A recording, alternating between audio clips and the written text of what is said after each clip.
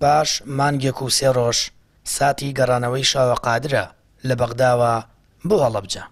لەلایەن خێزانەکەیەوە بە خێراتنەوەی کرا. شاوە دەڵێت محەممەد شیاع سوودانی سەرۆگۆزیرانی عێراقی بینیوە و ئەو داواکاریانی ئاڕاستی کردووە بۆ پەیام ئاشکرای دەکات. سوودانی سێ داواکاری بوو، داواکاری سێشتی گرنگمان هەبوو بۆ پارێزگای هەڵەبجە.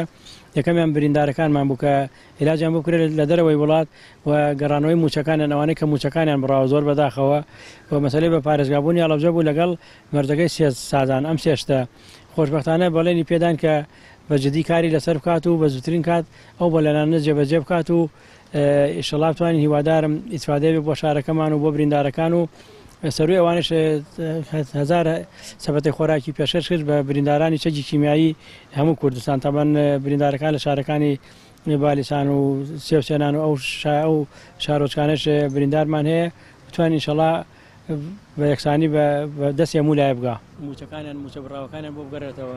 ئەو برینداری چەکی کیمیایی کە لە کاتی کیمیایی بارانەکەی هەڵەبجە هەردوو قاچیشی لەدەست داوە دەڵێت لە گشت بوارە فرامۆشکراوەکانی هەڵەبجە نیگەرانیەکانی گەیاندووەتە سوودانی و داوای لێکردووە لە گشت بوارەکان ئاوڕ لە شارەکەیان بدرێتەوە بە تایبەت کۆتاییێنان بە ڕێکارەکانی بە پارێزگابوونی هەڵەبجە.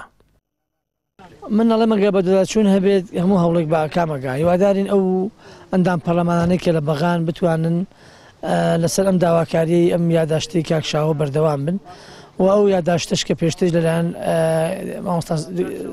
دکتۆر سۆران و کاک سۆرانەوە درابوو هیوادارین بە دوایچوون بکرێت چونکە بەڕاستی ئەگەر حکوومەتی عێراقی بێتە سەرخەت کێشەی بریندارەکان زوو بەسووی چارەسەر بێت لەبەرەوەی ئەم بریندارانە پێویستیان بە دەرەوەی وڵاتە حکوومەتی عێراقی بۆ دەرەوەی وڵات لەوانەیە ئاسانتر و دەستکراوەتر بێ لە حکوومەتی هەرێمی کوردستان.